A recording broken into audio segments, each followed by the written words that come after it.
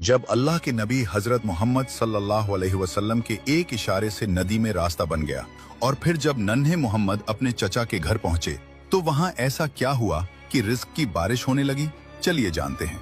दादा अब्दुल मुत्तलिब के इंतकाल के बाद हमारे प्यारे नबी सल्लल्लाहु अलैहि वसल्लम अब अबू तालिब के घर उनकी निगरानी में पल रहे थे। लेकिन जिस दिन से मोहम्मद सल्लल्लाहु अलैहि वसल्लम हजरत अबू तालिब के घर आए उसी दिन से ही उनके घर के हालात बिल्कुल बदल गए। उनके घर के चारों तरफ हवा में एक अजीब सी खुशबू महसूस होती। हमेशा उनके घर जो खाने में कमी रहती थी, नन्हे मोहम्मद सल्लल्लाहु अलैहि वसल्लम के साथ बैठकर खाने से उसमें बेशुमार बरकतें उतर आईं। अबू तालिब का घर जो बहुत ही तंगहाली में था, अब उनके घर में रिज्क की बारिश होने लगी। उनकी जमीन जो सूखी और बंजर थी, अब वो हरियाली से भर गई। अक्सर ऐसा होता कि दूध की मश्क आधी भरी होती, लेकिन जब नन्हे मोहम्मद सल्लल्लाहु अलैहि वसल्लम उसका सिर्फ एक घूंट पीते तो दूध की मश्क पूरी भर जाती और घर के सारे लोग पेट भरकर दूध पीते, फिर भी दूध पूरी तरह भरा रहता। बीवी पूछती, ये कैसा करिश्मा है, ये कैसा जादू है। हजरत अबू तालिब बोले, ये कोई करिश्मा नहीं, ये मेरे भतीजे मोहम्मद की बरकत है।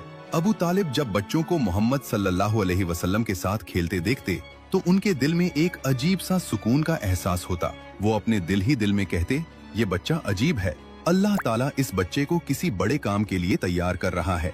वैसे तो दादा हजरत अब्दुल मुत्तलिब का साया उठ चुका था, लेकिन उनके इंतकाल से पहले की वसीयत पूरी हुई। अबू तालिब ने उस वक्त से हुजूर सल्लल्लाहु अलैहि वसल्लम को अपने बेटे की तरह पाला और उनके लिए अपना सब कुछ कुर्बान करने को तैयार थे। और इस तरह नन्हे मोहम्मद की परवरिश अबू तालिब के घर होती रही।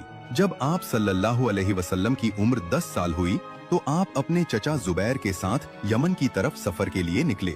गर्म रेगिस्तान की हवाओं में काफिले के कदम धीरे धीरे यमन की तरफ बढ़ रहे थे, लेकिन रास्ते में एक अजीब वाकया हुआ। एक वादी में एक ऊंट लोगों को गुजरने से रोक रहा था। जब उस ऊंट ने आपको देखा तो अपना सीना जमीन पर रगड़ने लगा, तो आप अपने ऊंट से उतरकर उस ऊंट पर सवार हो गए और जब वादी के दूसरी तरफ पहुँचे तो आपने उस ऊंट को छोड़ दिया।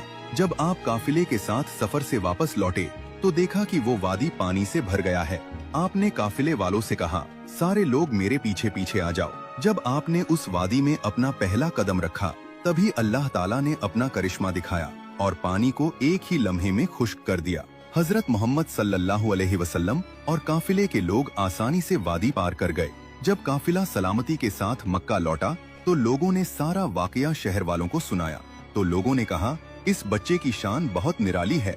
सुभान अल्लाह, अल्लाह ने अपने महबूब सल्लल्लाहु अलैहि वसल्लम की शान के निशान बचपन से ही जाहिर फरमा दिए।